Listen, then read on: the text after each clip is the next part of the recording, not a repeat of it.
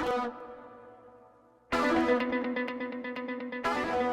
right, friends, welcome to the What's Right show, brought to you by Sam & Ash Injury Law, the only law firm to trust for your injury case. 702-820-1234. That's the number to call. If you've been hurt, you don't want to do it alone. You don't want to wait either. Sam & Ash Injury Call in Nevada and California, offices in both states, because you deserve what's right. News, obviously, overnight of the Pope passing away, 88 years old. Perhaps an opportunity for the Catholic Church to select a more conservative pontiff. Names already out there, some being floated, would bring the church back into more orthodox alignment, and also kind of reflective of where Catholic membership is. You know, it's a fascinating thing for me, even though I'm not a practicing Catholic. Lots of family that is, and also friends, and they're all very conservative people, socially, politically. And, and I would, faithful Catholics, of course, don't go around criticizing the Pope. So, I would over time would talk about some of the things that would come out of the Vatican, politically speaking. It's no secret the Pope was essentially a communist. And so I would bring this up to my Catholic friends and family, and they would sort of shrug their shoulders. You could tell they were pained by it. So an opportunity for the church to pivot, I'm not certain that it will, but it is within the realm of possibility. And what, I'll tell you, it's obviously one of the crazy parts of the story is that J.D. Vance met with the Pope hours before his death. Vance met the Pope on Sunday at the Vatican, held an audience. Now, the Pope had a busy day. He didn't just meet J.D. Vance. He went out into the crowd. He went through, the square there in the Vatican in the Pope mobile, greeted thousands of faithful Catholics. So the Pope had a very busy day in spite of the fact that he was gravely ill. I anticipate that any day now, the New York Times will write a piece about how J.D. Vance offed the Pope. I mean, that's, and by the way, the New York Times over the weekend, Robbie, another hit on Hegseth. And I want to roll my sleeves up on this because it's starting to get to me. One of the things that we have to be mindful of as conservatives, as Republicans, as supporters of Donald Trump, is that there will be an incessant barrage to get rid of Trump's core team that is bringing success to this administration. If you like and voted for the America First agenda, any person that is in Trump's orbit, whether in the cabinet or even as an informal advisor, is going to be targeted by the drive-by media. They will do everything that they possibly can to discredit that person, to create controversy around that person, to make it so that that person is called upon repeatedly to resign. And the reason that these people have no credibility in my eyes, the media members, the agitators, the Democrats, is because these people tolerated, let's talk, apples to apples here. These people tolerated failures at the Department of Defense for 4 straight years. Nobody raised any eyebrows or any concern over the fact that Lloyd Austin, at the time of his vetting and installment as Secretary of Defense back in 2021, had previously just completed a stint at Raytheon. So he was this high-level exec at Raytheon on the board, big position. And, of course, then went into the Department of Defense and began funneling money over to his former employer. Pretty normal thing, right? He was on the board from 2016. I think, look this up, right? He got about $400,000 in cash and $500,000 in stock from Nucor. Booz Allen Hamilton, Pine Island Capital Partners, Raytheon Technologies, and so all these, yeah, well, they spent Raytheon, by the way, spent $11 million in 2020 alone on lobbying efforts, and so nobody brought this up. 93-2 vote. Nobody said, well, maybe it's inappropriate for the new Secretary of Defense to come from the defense industry, to have just left working for the very people that would become vendors to the U.S. government. Didn't matter. Got approved. Republicans voted for him. Nobody called on the Democrat side or at the New York Times for Lloyd Austin's ouster following the disaster in Afghanistan. In August of 2021, when that whole thing went south, people died, American lives were lost, a complete bumbling disaster. You think the New York Times stepped up with pieces questioning the fitness of Lloyd Austin to serve? You bet they didn't. None of that. And then in 2024, in January, when he was hospitalized and disappeared for days on end, nothing. Again, they were quiet, didn't say boo. And Republicans who were questioning the Secretary of Defense's behavior were waved off and dismissed as partisan wackos. So this is just a brief overview, and that was the last 4 years. And it's maddening to me. It's maddening to watch. Oh, there was, according to sources, unnamed, of course, there was sensitive information shared in a separate group chat between the defense secretary, Pete Hegseth, and his wife and his brother and his lawyer. That's what the piece is. That's what the New York Times piece said yesterday. And immediately, almost immediately as this came out, we had the Undersecretary of Defense come out and say, we've reviewed the chat. There's nothing, there's no confidential, secure, or otherwise privileged information in these chats. This is a complete non-story.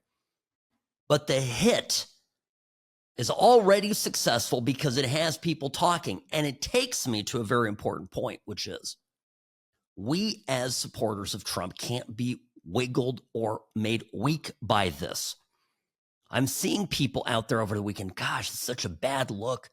Pete Hegseth really needs, maybe he's not the right guy. He absolutely is the right guy. He's transformative. He is already breathing life into our armed forces. He has created an environment where we have, for the first time in a long time, unprecedented recruitment numbers. New York Post just ran a piece about this, far more positive. This was the day before, on the 19th, on Saturday. In a rare move for U.S. military, Medal of Honor recipient Sergeant Dakota Meyer has re-enlisted in the Marine Corps Reserve after 15 years out of uniform. Meyer says the decision comes from a deep sense of unfinished duty and a desire to inspire others to serve. Oh, and here's a quote. There's never been a better time to serve our country than right now. Why do you think that is? The reason is we have a commander-in-chief and top leadership in the military that for the first time value not just patriotism, but a respect for the armed forces as a big, bad, mean fighting machine. The obsession over politics, over identity, over transgenderism, wokeism, and all that is gone. And the left is absolutely devastated by this because we are dismantling as we speak. Pete Hegseth is taking apart, piece by piece, the immense nonsense put in place under the Biden administration. In fact, started under Obama that Trump in his first term didn't even get around fully to cleaning up. And now it's ending and it's over. And there's been piece after piece that has come from the New York Times and other so-called journalists, newspapers and media that have just gone all out against Hegseth. I am absolutely unimpressed by any of it. So that's my point. I got to take a quick break here. Sam Mirejovsky, News Talk 840 KXNT. The What's Right show is brought to you by Sam & Ash Injury Law, because you deserve what's right. I'm the best. Personal injury law has been the same for a long time. The best. Big egos, greed, and sleazy schemes. We've had enough. Welcome to Sam & Ash, the new standard for personal injury law, where things are done the right way, because you deserve a team that delivers real support and results. When you have both, your whole world can change. Sam & Ash Injury Law, because you deserve what's right. Hi, welcome back. Sam Mirejovsky here behind the What's Right microphone. Sam at what'srightshow.com is my email. On X, formerly known as Twitter, you can find me at What's Right Sam. So Trump, for his part, when asked at the White House Easter egg hunt yesterday, Trump was out there. He was out there. He gave great remarks. It was perfect. If you'll recall, a year ago, we had Joe Biden stand up there and loudly proclaim that, this day was, what was it, the Transgender Day of Visibility. And instead, this time, Trump gets up there and says, we need God, happy Easter, and didn't even mention the trannies. It's a weird thing. Anyway, just saying, it's a big improvement. So the media is going around as Trump is sitting at a little table, coloring with the kids. It was super cute. Melania is at one table. Trump is at another. They're actually saying kind of cute things back and forth to each other, across the two tables. The kids are all enjoying themselves. I don't know if Trump was coloring or drawing, but he was sitting there. He was doing stuff and interacting with the kids. The media show up and immediately begin asking him about the Hegseth piece. And the Hegseth piece, right? This is okay, well, here's the headline. Hegseth said to have shared attack details in second signal chat. But that's a lot of nothingness. Said to have shared. Said to have shared. Everybody inside the administration is vehemently denying that that is the case.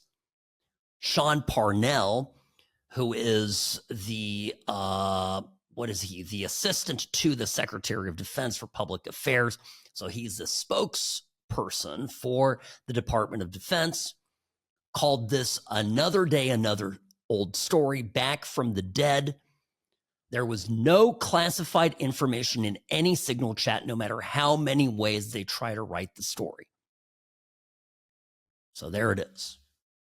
Trump gets asked while he's there with the kidlets at the Easter egg hunt, roll, whatever they call it at the White House, about this. Now, the sound is a little tenuous because there's a lot of people around.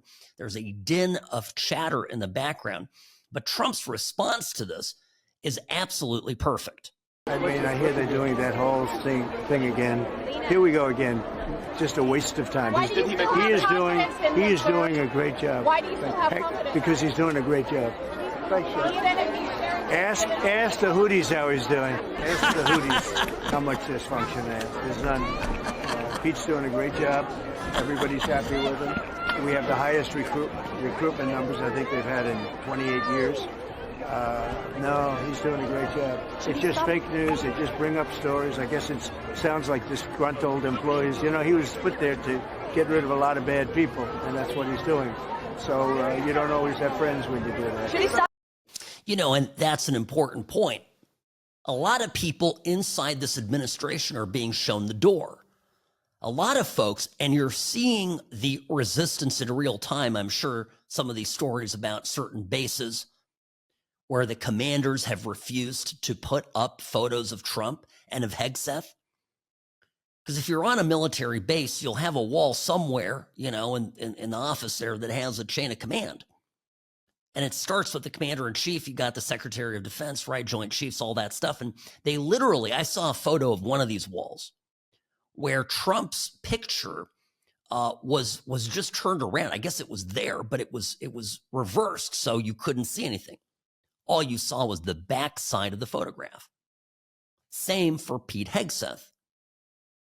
The amount of resistance and hatred within the military, upper echelons of the military, people that were promoted into their position by Team Biden because they were quote unquote politically reliable and were perceived by the Biden people to be willing to remake the military in a woke image. These aren't people that were respected by rank and file troops in the military, no question about it. By the way, these very same people drove recruitment levels to, the recruitment to crisis levels. We saw all-time lows in the last 2 years of the Biden administration. It was catastrophic. And I'm not surprised. The military is every person I know that has gone to serve, is there to do macho stuff. Even the women. They're out there to kick ass, and then maybe take names. They want to go out. They want to fight for this country. It's not about political correctness. It's not about woke ideology. It's not about being respectful to trans people or whatever the hell they're talking about in all of their nonsense trainings that they did incessantly around the clock. But, behind all of that was something far more sinister, because the Biden people recognized that the military was a bastion of conservative people. And starting with the vaccine requirement and everything else that followed, the agenda of Team Biden was to destroy the military from within and to make it something that would be an organization far less of a threat to the Democrats and the ruling class.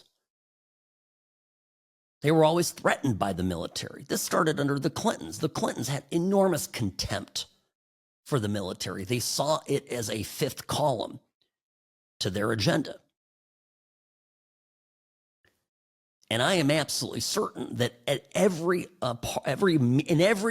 closed, highly confidential, secure meeting that Team Biden ever had, almost all of which I am certain also, were conducted without the participation of the president, they talked about how do we break down this bastion of MAGA conservatism and patriotism? How do we replace all of these people with our own? Because the people that are running the military, we can't rely on them to do something illegal. We can't rely on them to violate the Constitution. We can't rely on them to serve our interests.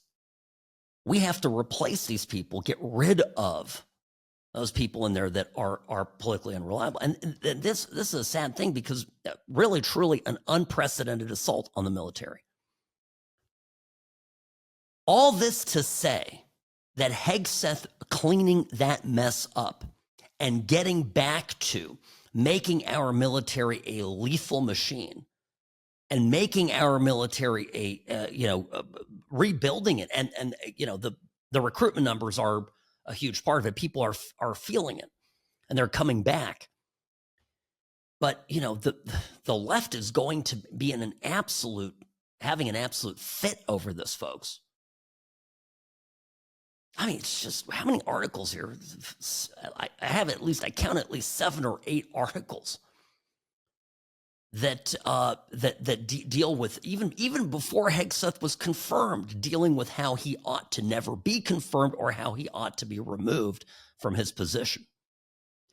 And judging by the fact that it's coming from all of the worst people, I'd say Pete Hegseth is doing a pretty fine job. All right, Supreme Court over the weekend made a ruling that we need to get into, and of course, updates on Kilmar, Abrego, Garcia. Boy, this just keeps going bad to worse for the Democrats. Be right back, folks. Don't go anywhere.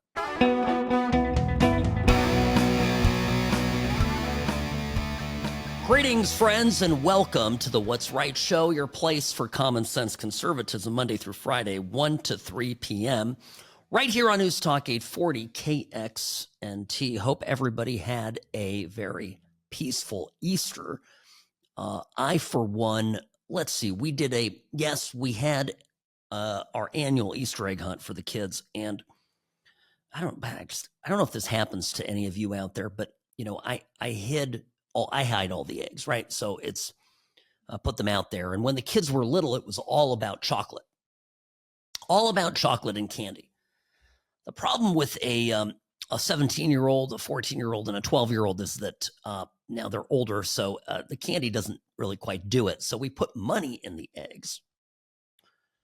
And I had a handful of $20 eggs, meaning the little plastic egg, open it up and there's a $20 bill inside. And those are the popular eggs, obviously, to find. And of the 4 $20 eggs, I still can't find one of them. It's maddening. I don't know. I was just chitty-chatting away while I was hiding them and distracted, and I did a great job because it was so. I spent 2 hours out there with the kids, of course, and the wife were out there and looking for the last egg, and we had to give it up.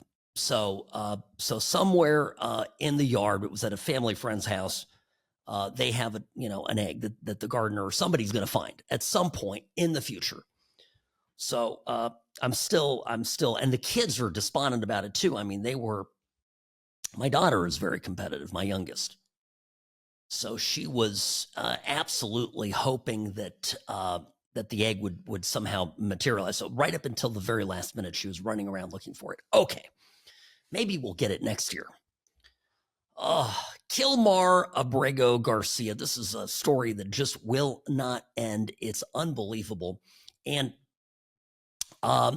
did you hear the latest on this? This is the guy, of course, the Maryland man, the father, the husband, person of the year.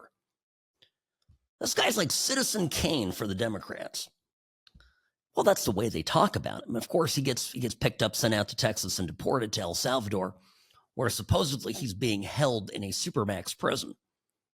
Then he surfaces at the end of last week to have a light lunch and drinks with his senator. This is the way the Democrats put it, with the senator's meeting with his constituent, right? Chris Van Hollen's down there, travels all the way down to El Salvador, to the capital city, San Salvador, to meet with Abrego Garcia. They're photographed, they're cuddled up, they're having margs, grand old time. And so, anyway, but the latest now is this talk of the tattoos. Because Trump puts out a thing where he shows, the guy's knuckles, his hand, and the tattoos that are on it.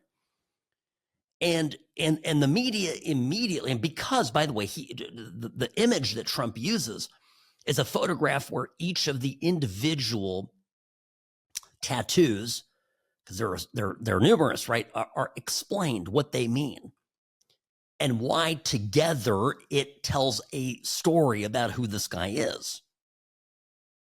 Well, basically the media saying that this tattoo, that the photograph is somehow altered, digitally altered. Now, when somebody tells you, hey, okay, that picture that somebody's showing you, it's been digitally altered. What does that make you think? Because for me, when I hear something's digitally altered and I'm looking at a picture for a particular kind of meaning or to get some information from it, I just assume that it has been doctored in a way to make it misleading. But it turns out that when you look at the fine print of what the media is saying, the only doctoring are the explanations. They didn't add any of the tattoos. They didn't darken any of the tattoos. They didn't elaborate or, embellish any of the tattoos and the graphics of that.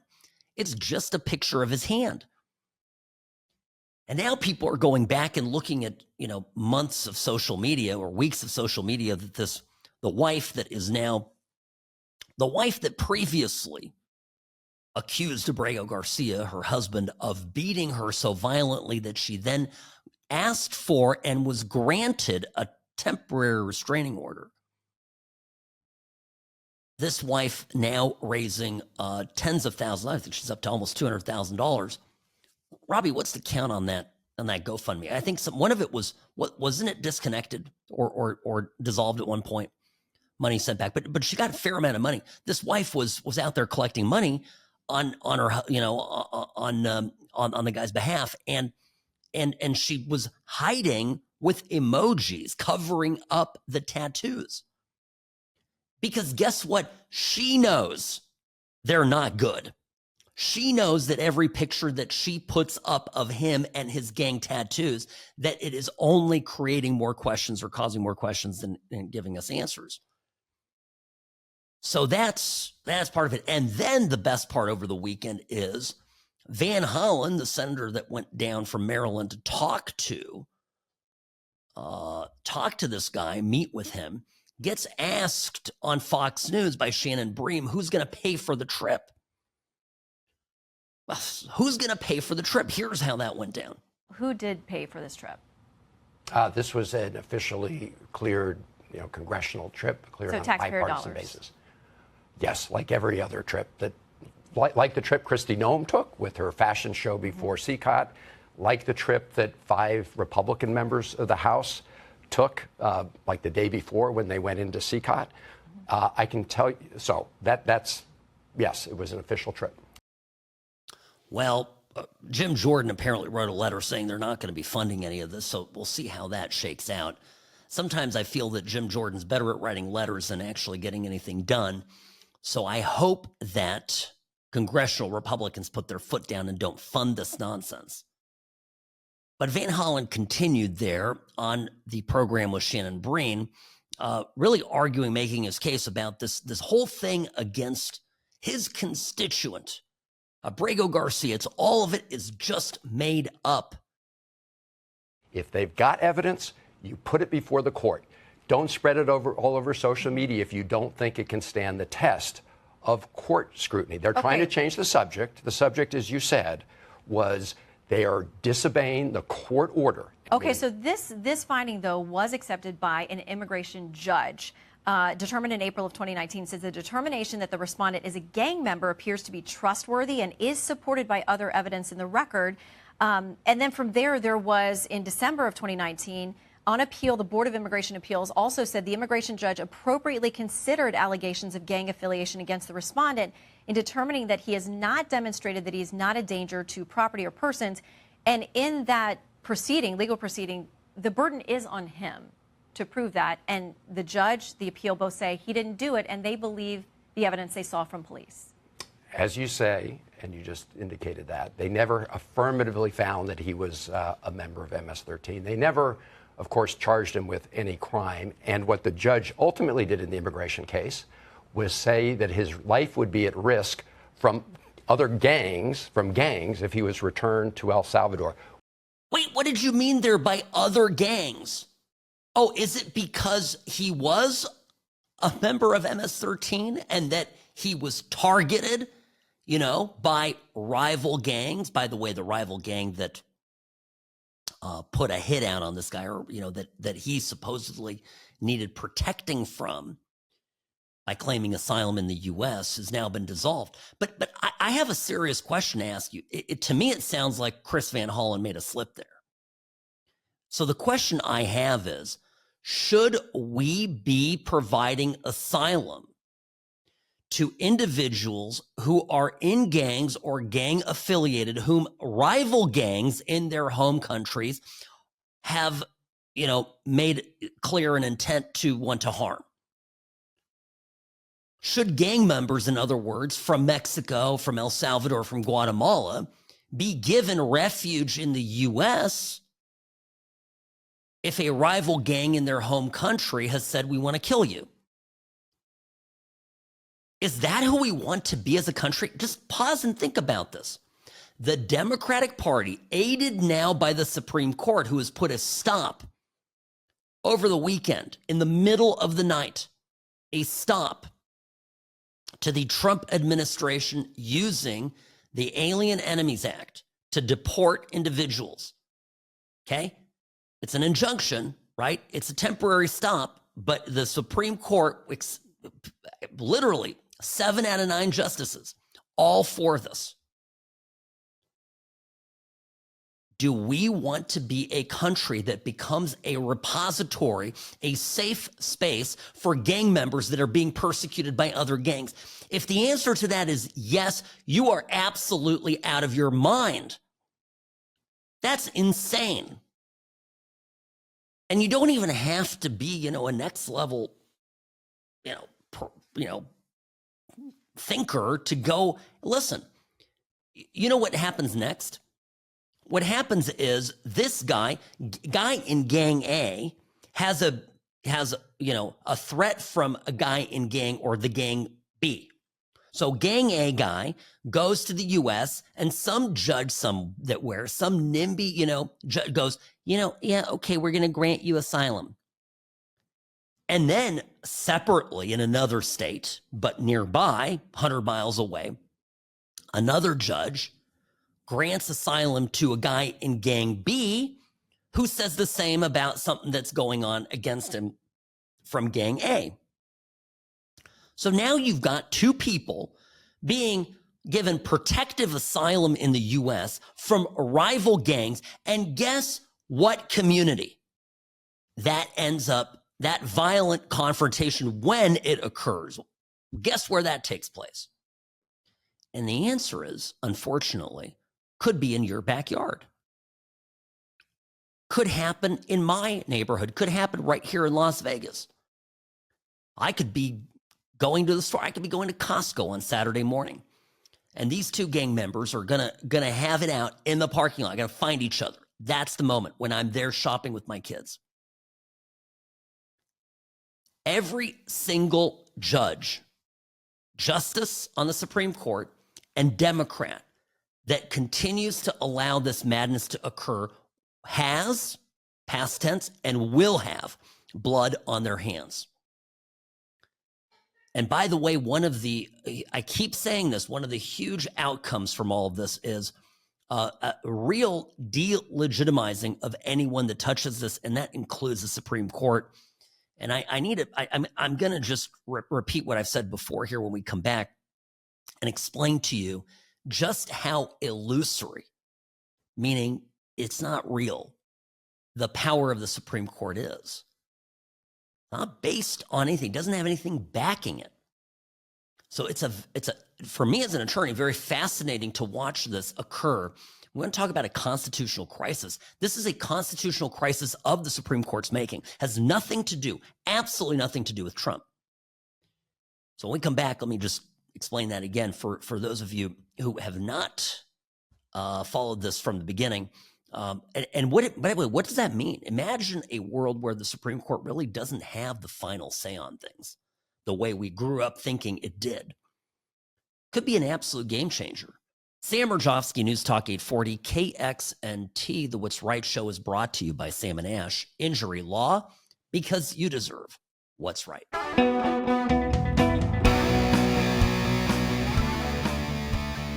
Sam Mirejovsky here, Nevada's favorite recovering Californian behind the What's Right microphone. Greetings, friends. Welcome to the program.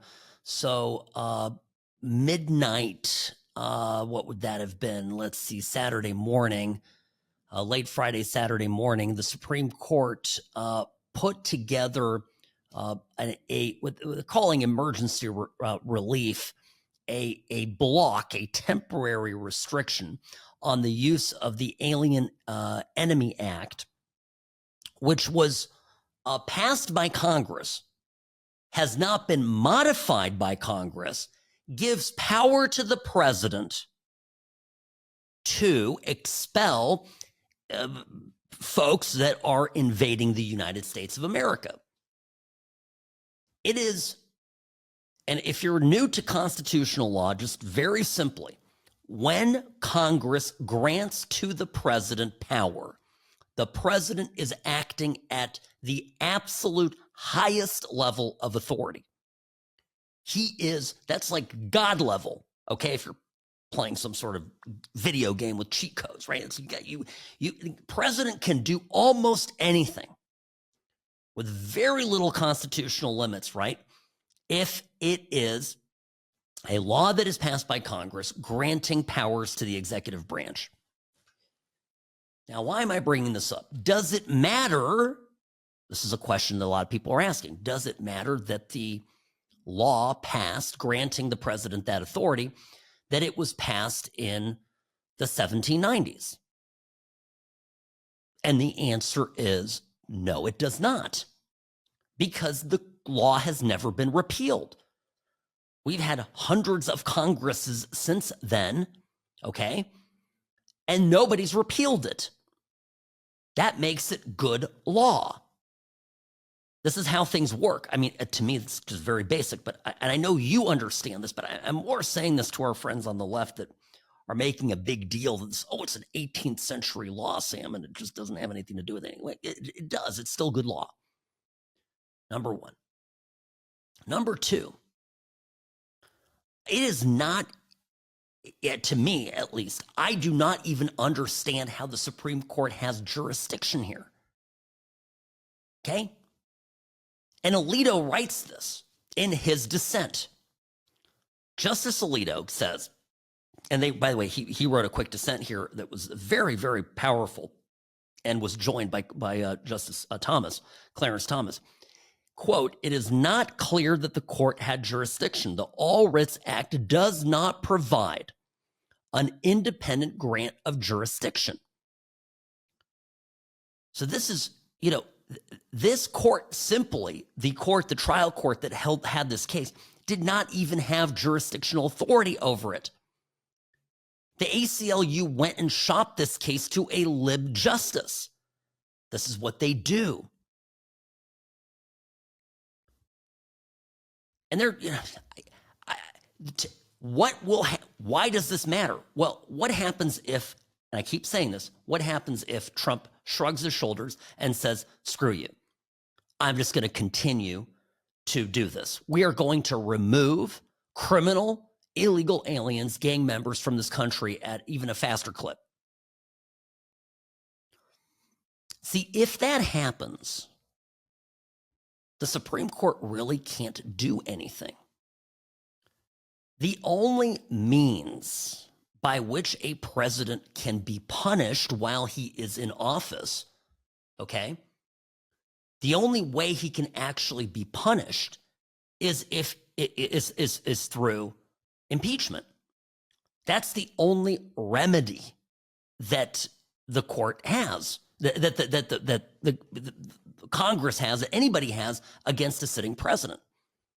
If you read the Constitution, if you look at the way the presidency is set up, that's it. President can't be sued. He can't be hauled into court. He can't be indicted. He can be impeached. And then there's some question about what happens after he's impeached, if he can be tried for things that he did. And we've gone through that stuff before with Trump in some of these cases, this lawfare lodged against him following, his exit from office. So the Supreme Court has the only entity or part of government that can enforce anything that the Supreme Court does is the executive branch. And if the Supreme Court decides to basically meddle in things that it has no business meddling in and creating new law that is blatantly unconstitutional, then the Supreme Court risks getting ignored. And if the Supreme Court is ignored, then what happens is it becomes irrelevant. Because sort of like in the story, The Emperor's New Clothes, if suddenly a little boy comes along and goes, oh my gosh, look, the Supreme Court doesn't have any power. If that happens, and everybody looks and goes, you know what, the Supreme Court doesn't have any power.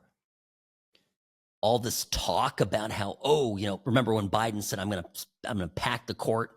Well, he didn't, but people around him did. Oh, maybe we should add justices. It's not going to matter. Supreme Court will become advisory. It'll issue advisory opinions. It'll make decisions that, basically get ignored, and it will go back to the will of the people, what kind of governance they want. Let the Democrats run wild and do crazy, terrible, unconstitutional things. They'll lose. It's not like the Supreme Court did a lot of stopping under the last administration anyway, right? This is interesting food for thought. That is, I think, where this is headed. I don't know if that's good or bad. I'm just telling you where it's headed. Sam Mirejovsky, News Talk 840 KXNT.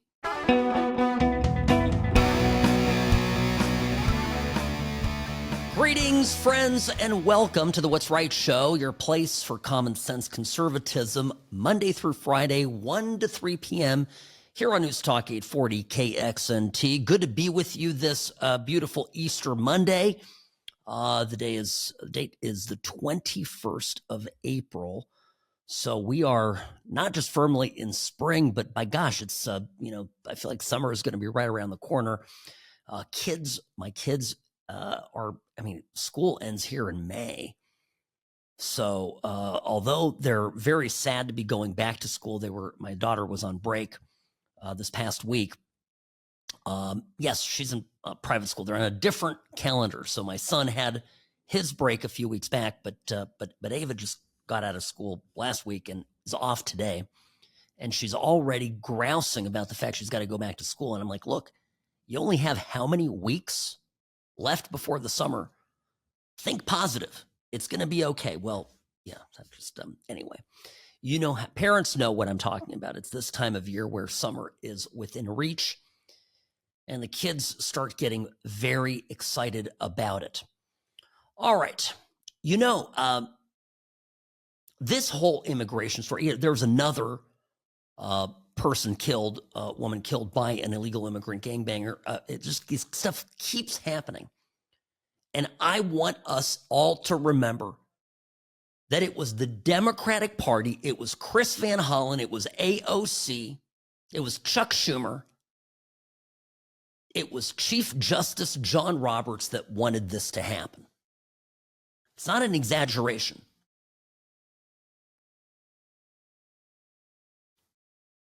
No, I'm serious. I'm livid about it. And the best part is, I was playing that interview that Chris Van Hollen did with Fox over the weekend, and he's talking about his visit and explaining how he's, of course, taxpayers are going to pay for it. It's like any other congressional trip.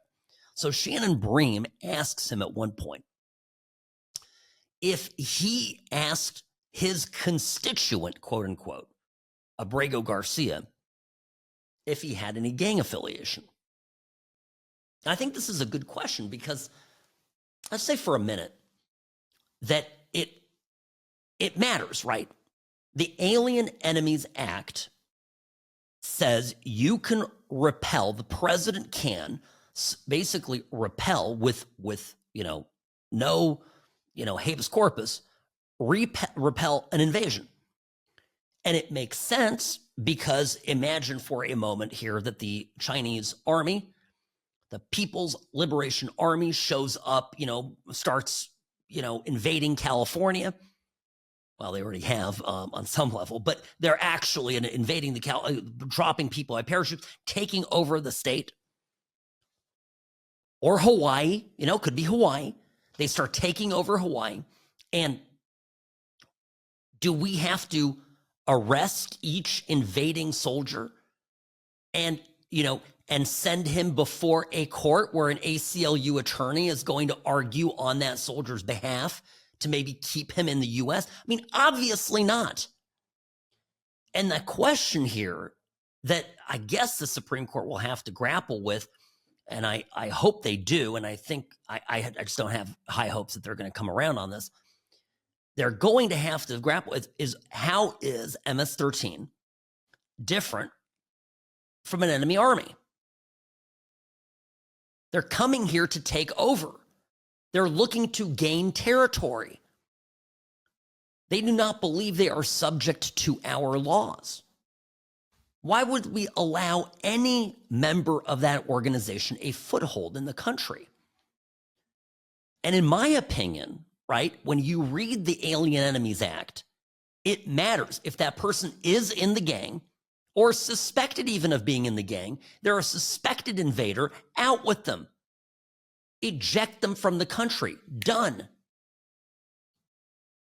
And so this is why it's not a performative stunt here. It is why Shannon Breen asks Chris Van Hollen, who's down there, playing patty cake with this gangbanger, Abrego Garcia, asks him, did you ask Mr. Abrego Garcia if, in fact, he's a member of MS-13? And listen to how quickly Van Hollen dismisses this. Did you ask him if he has any association with MS-13?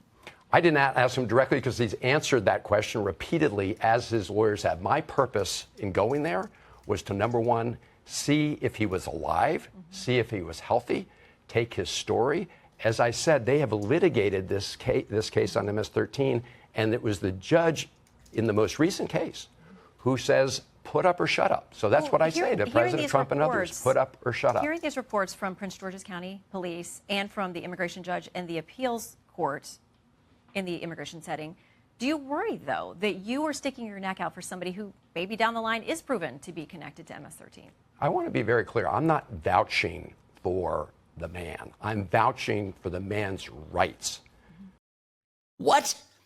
He doesn't have any rights if he is a member of a gang. That's the whole point of the law. And by the way, this fool sits in Congress. If he doesn't like the AEA, the Alien Enemies Act, why doesn't he get together? By the way, weren't the Democrats in power not that long ago?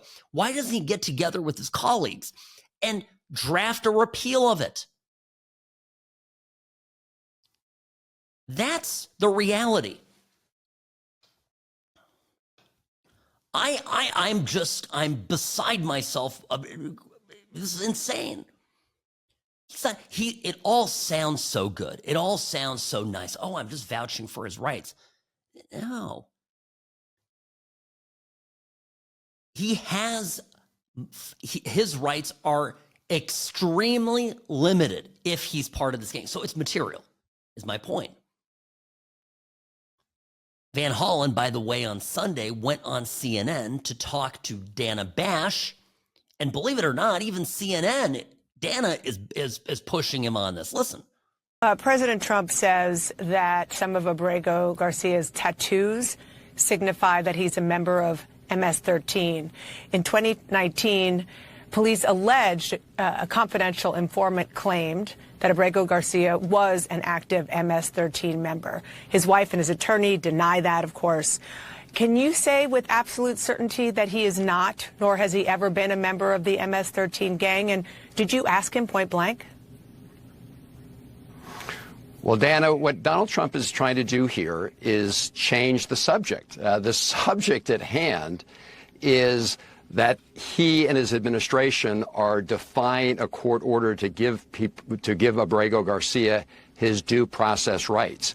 They are trying to litigate on social media what they should be doing in the courts. They need to put up or shut up in the courts. Let me tell you, and I decided to write this down so I could be absolutely accurate as to what Federal District Court Judge Zinnes said about these allegations by the Trump administration. Quote, no evidence linking Abrego Garcia to MS-13 or any terrorist activity has been presented to the court.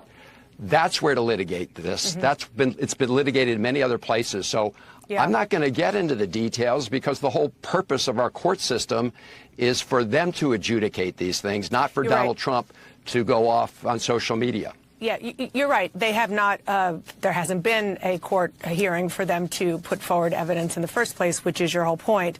But since you were the one person to have met with him, and since this is a thing, you say on social media, it's what we hear from Donald Trump and Republicans every day, all day long, you didn't ask him?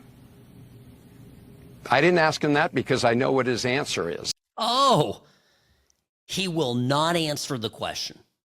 Okay? And by the way, two courts, Dana Bash is missing, two courts here decided, two separate judges decided there was enough evidence to have him removed from the country. He was under a removal order. These people are so lost, and this is not If I were the Democratic Party, I'd tell you this is not the hill to die on. Sam Mirejovsky, News Talk 840. The What's Right show will continue in a moment. The Sam and Ash team, they wanted me to have the best care. They had my interests at heart. I have an enormous amount of gratitude. I cannot say enough thank you.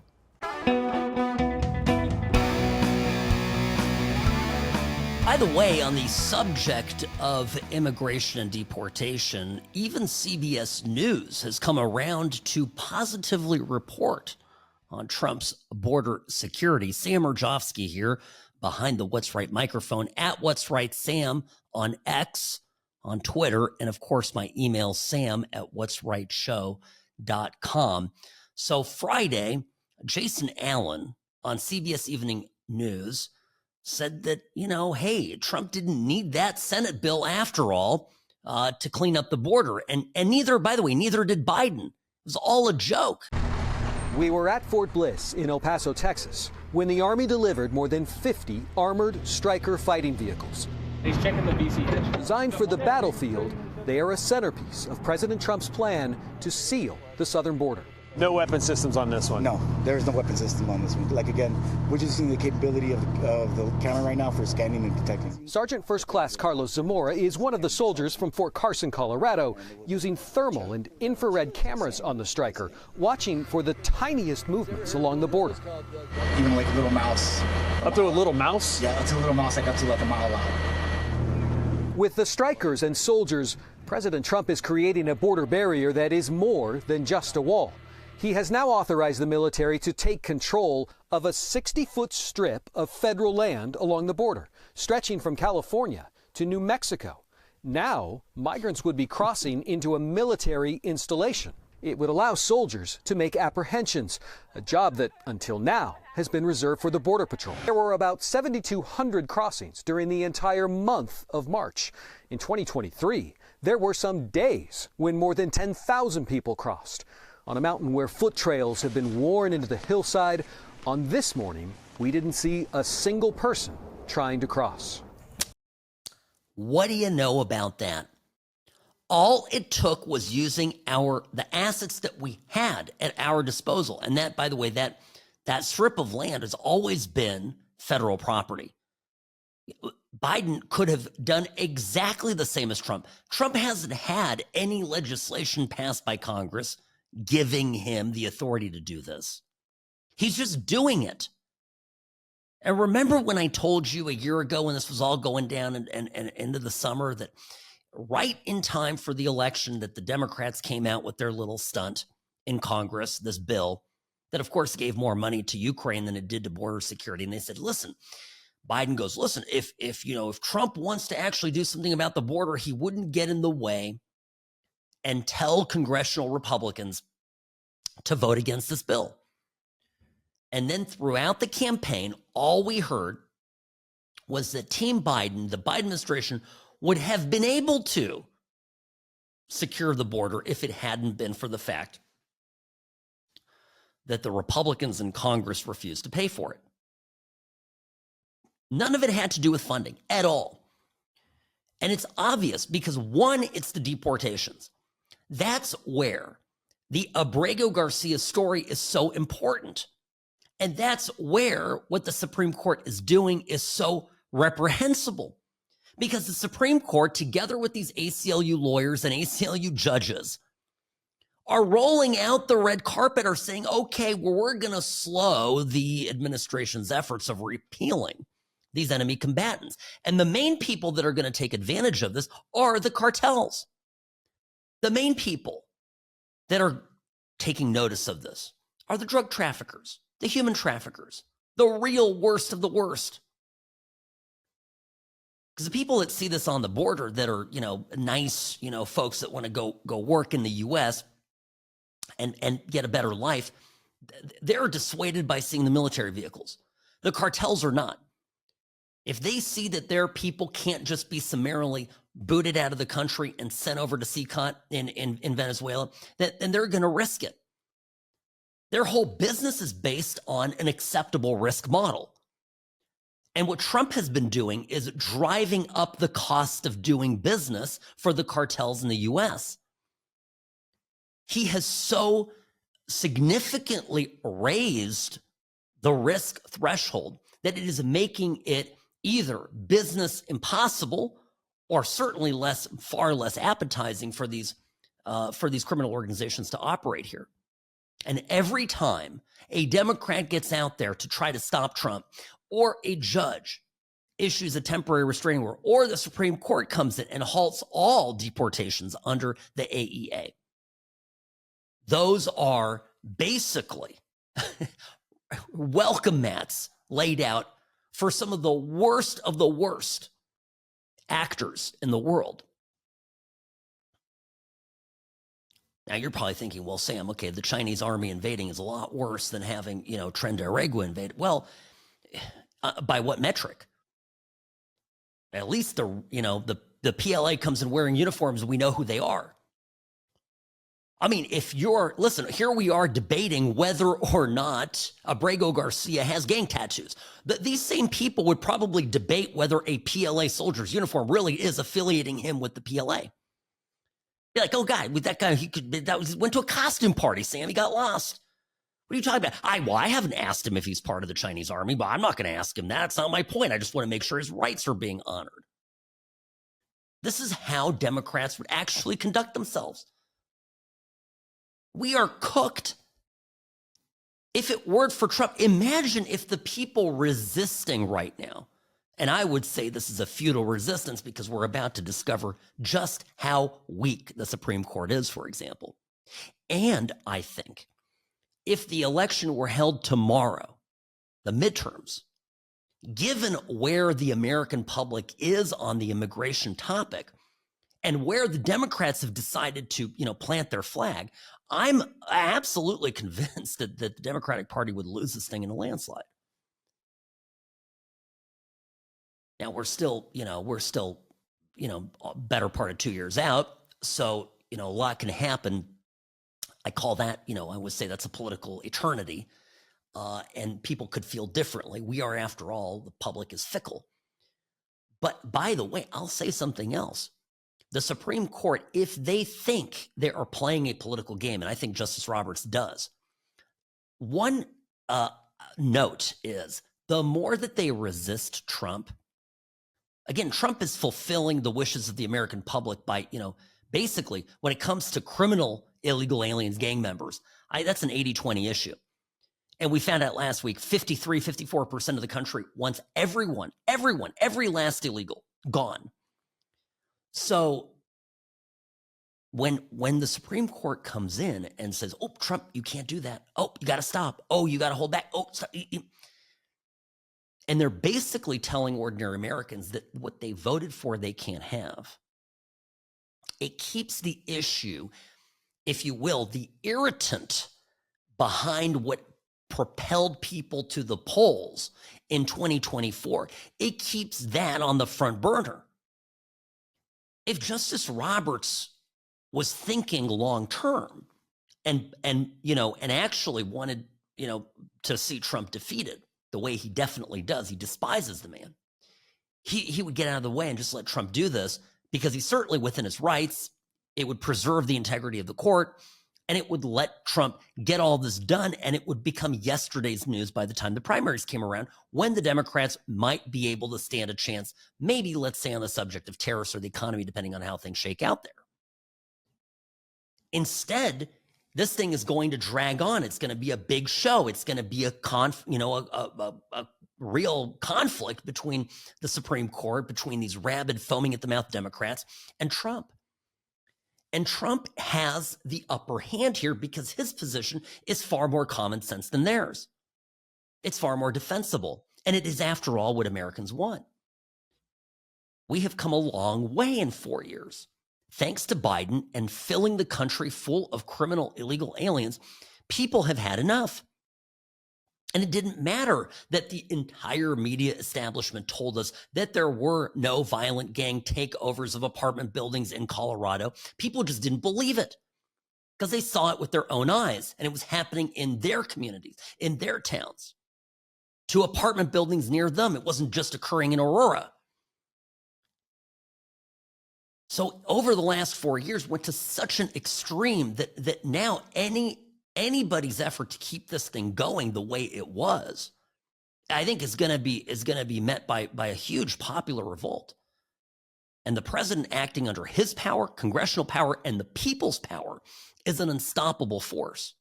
Justice Roberts won't know what hit him. Sam Mirejovsky, News Talk 840. Be right back after this.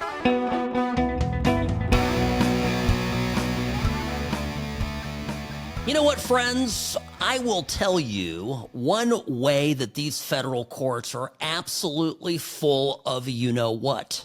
Sam Mirejovsky, News Talk 840, KXNT. Remember the guy back in 2011 named Anwar al-Awlaki? So he was a American-born U.S. citizen. He was born in New Mexico, of all places. He's a radical Islamist guy. And he was killed in a CIA-led drone strike in Yemen. Okay, he was specifically targeted. Why? He was murdered, right? I mean, killed. He was not given a trial. No judge determined that he was a member of, Al-Qaeda or any, terrorist group. He wasn't given, quote unquote, due process. Where were the courts on this guy's case? His father filed a wrongful death suit. Okay, he did. And he went up this, by the way, I think the case didn't even make it to the Supreme Court. It was rejected. The Supreme Court could have taken this up, but wait. Chief Justice Roberts was so far up Obama's butthole that he just couldn't do it. That's the difference. Don't tell me that this is about principle. Don't tell me that this is about right and wrong. Don't tell me that this is about the Constitution. I'm, of course, referring to Mr. Maryland man, Abrego Garcia. Where's his due process? And now the Supreme Court suspending, putting a temporary restraining order on the Trump administration from using a law passed by Congress that has not been challenged, in fact, withstood legal scrutiny back in the 40s, but has not been changed, has been modified, has been repealed by Congress since it was passed, which makes it good law. And the courts have decided on their own to literally enjoin the president of the United States from exercising his executive authority that is supported through congressional legislation, which brings presidential power to an absolute zenith.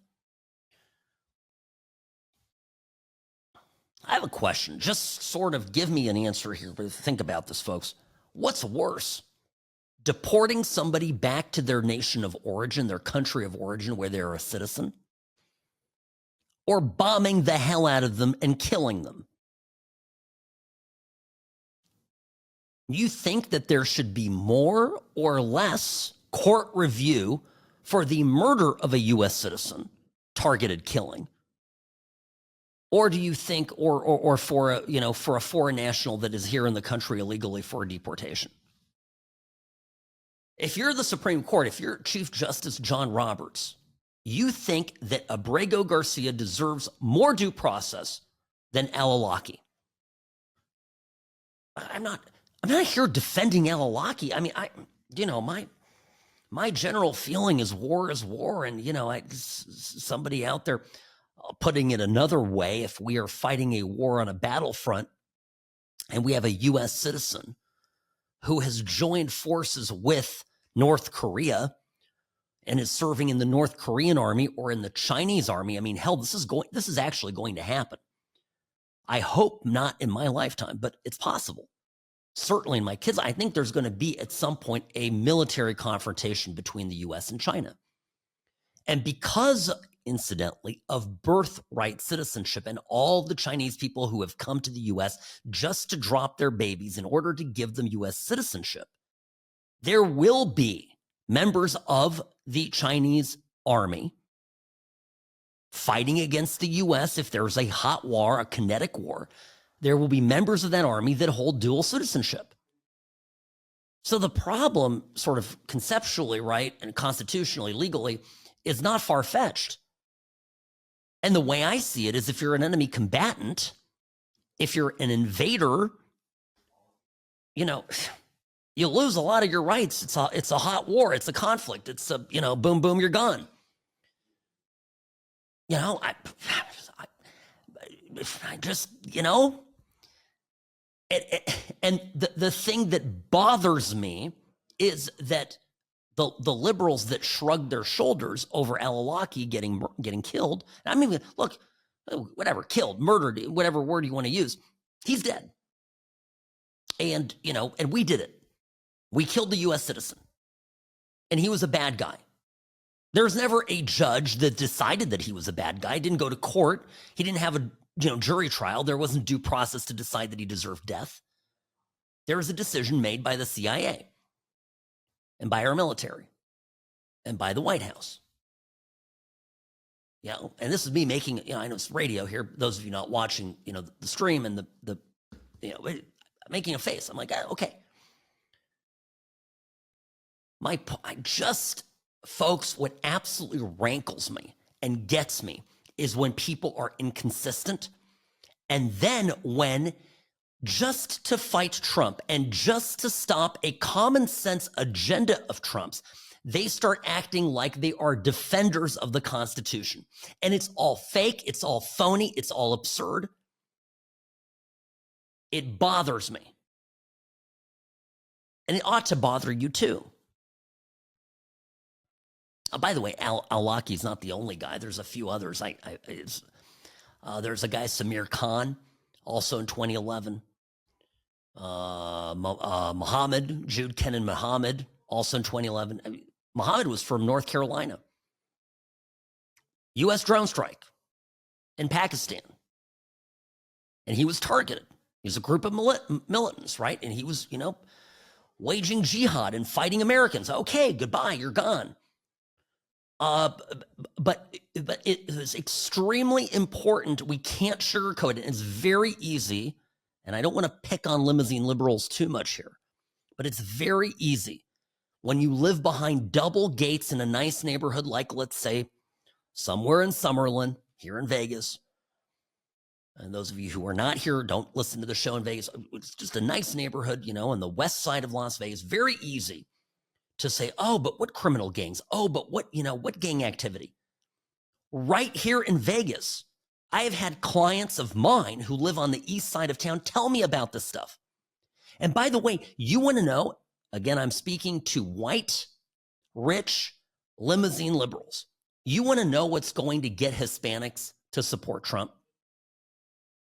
Weeding out gang activity from the Hispanic parts of town across this country.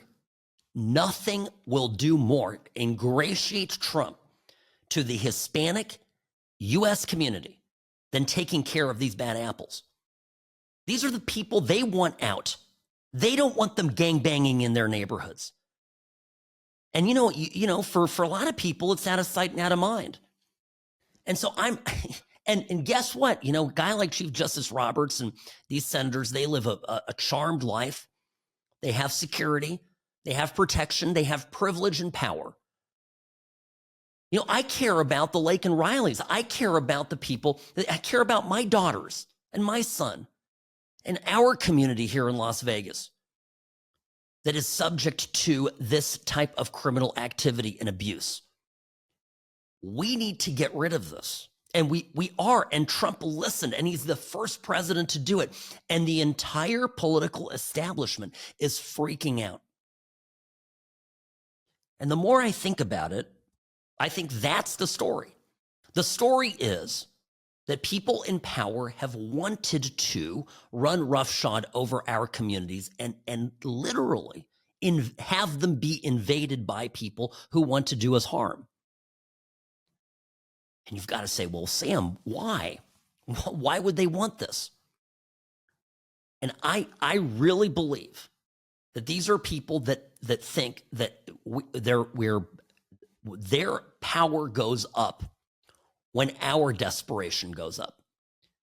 They would love stories where there are massacres and gunfights and things like that so they can suspend the Second Amendment. In fact, there was just a report, some stuff that came out from the Biden administration this past week where was a very detailed plan put out. And it's been released because the Trump people found it. A very detailed plan about how they're going to get rid of the Second Amendment, essentially getting rid of it via, story after story and crime after crime involving weapons. Why do you think Obama released a bunch of weapons, ran essentially a gun running operation? It was Fast and Furious, whatever it was called, right? And it's wild stuff. They want to turn around, confiscate weapons from the law-abiding citizens. They want to take away our constitutional rights. They want us powerless, and they want us begging for more state power, which in turn makes them more powerful, makes them wealthier, and concentrates both those things, power and wealth, in Washington, D.C. We have to bring power back into our communities. We have to bring it back to our towns, back to the local level.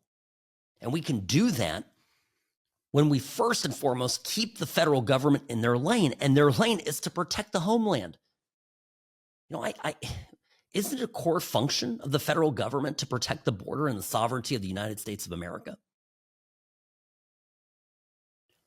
But they completely abdicated that in the last 4 years.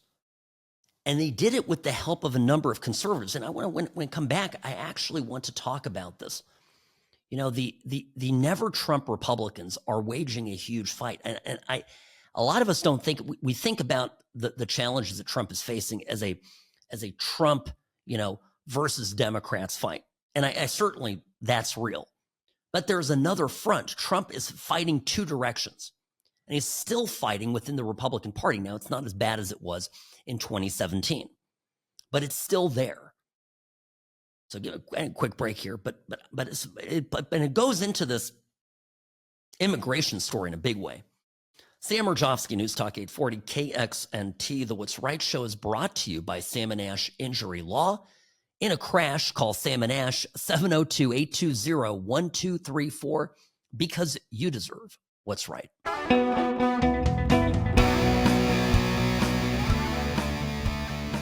Hi, welcome back. Sam Mirejovsky here. The What's Right show is brought to you by Sam & Ash Injury Law. My email, sam@whatsrightshow.com. So I, have to step back from some of this stuff occasionally to explain to you folks what's going on. If you go back to, and it started in 2016, 2017, when Trump came to power after his first victory in 2016. And, you had a large number of Republicans who were essentially, the kind of Republicans that, I'm not going to call them just never Trumpers, but they were establishment country club Republicans that had basically lost the preceding, two presidential elections. And by the way, had been doing a fair amount of losing in Congress for some time, suddenly won. They felt that they won. They felt that they won through Trump. Now, the reason Trump won in 2016, the reason that he remained popular in 2020 and won again resoundingly in 2024 is that because Trump is his own guy. He has his own platform.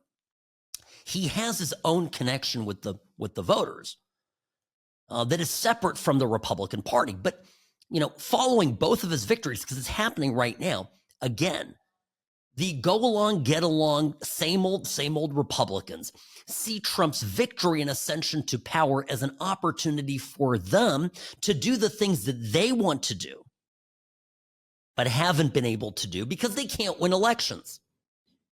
Because their brand of republicanism is revolting. It doesn't get them anywhere close to a majority or plurality of the vote. It's deeply unpopular. And these people come crawling out of the woodwork, so to speak, and begin pushing around and trying to get their way.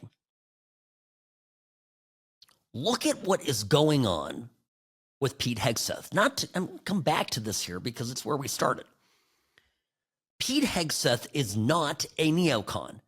Pete Hegseth is an America First, Department of Defense secretary, leader of the military, looking to make us a big, bad, lean, mean fighting machine. He also wants to de-woke the military. And he definitely wants to use military restraint when it comes, to fighting our fights. There's something been going on behind the scenes here that I haven't really spoken about a lot, but that's this push within our political establishment. A lot of people wanted the U.S. to engage in an attack on Iran. Now, Trump's gut instinct was not to do it. And as I understand, this is very, leaks of this have come out. People have been fired over leaks that they've made. There's some controversy about the leakers because some of these leakers were people very close to Pete Hegseth, and it's believed that there is an effort to get rid of people that are close to Hegseth in order to install other people that perhaps are more friendlier to the more neoconservative way of thinking, blah, blah, blah. There's a lot going on. But what has come out is that we were very close on invading Iran, basically attacking Iran, delivering a massive strike to Iran together with Israel. And Trump called it off.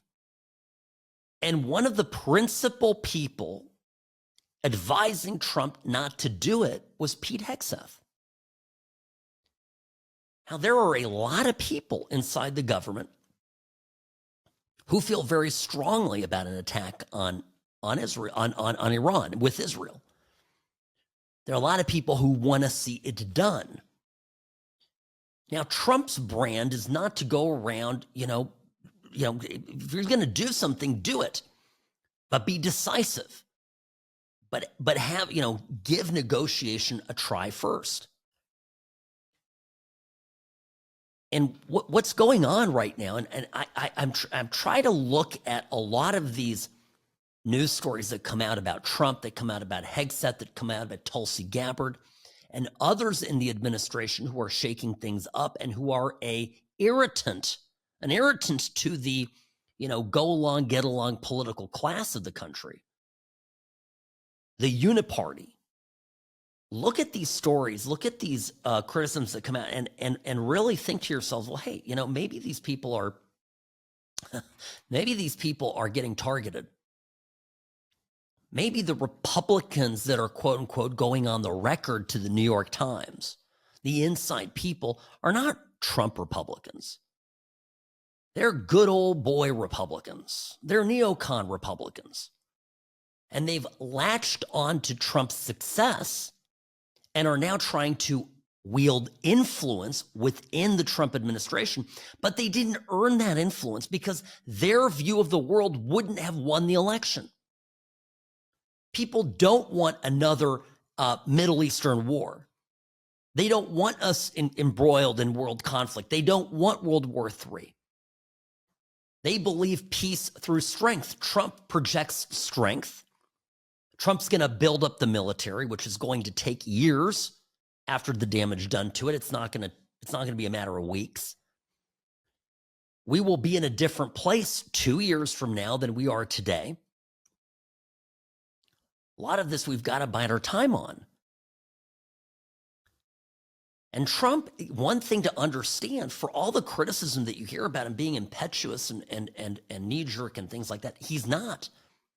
He actually is someone who exercises restraint and is thoughtful, and that is what reflected in the decision not to attack Iran. I'm convinced of it. And as soon as that happened, it seems to me that all hell broke loose. And not just against Pete Hegseth, but it was Abrego Garcia and all of this stuff. It is as if the entire establishment world is going against Trump right now and fighting him on every front. I just saw right here during the break, Harvard is now going to sue to enjoin Trump from yanking the $2 billion in funding that he pulled from them. I mean, it's within his executive power to do this. Again, they're going to run to the courts. Again, the Supreme Court and other judges operating in these circuits that are absolute deep plants of the radical left are going to prevent Trump from exercising his Article 2 powers. It's going to happen again and again. And I think the only thing that could absolutely destroy Trump right now is if he weakens. I think the number one objective, the most important thing that Trump can do is to come in and hold firm on this stuff. And then take his fight the way he did to the media over the last 8 years, take this fight to the Supreme Court. So Republican presidents have been very hesitant for a direct confrontation with the Supreme Court. I don't think Trump will be. I think he's setting up for a battle royale. And I think it could enshrine him as one of the great presidents, most powerful presidents, certainly in a generation or two. Sam Mirejovsky, News Talk 840. I'll be back tomorrow. See you then. Be well, my friends, and keep the faith.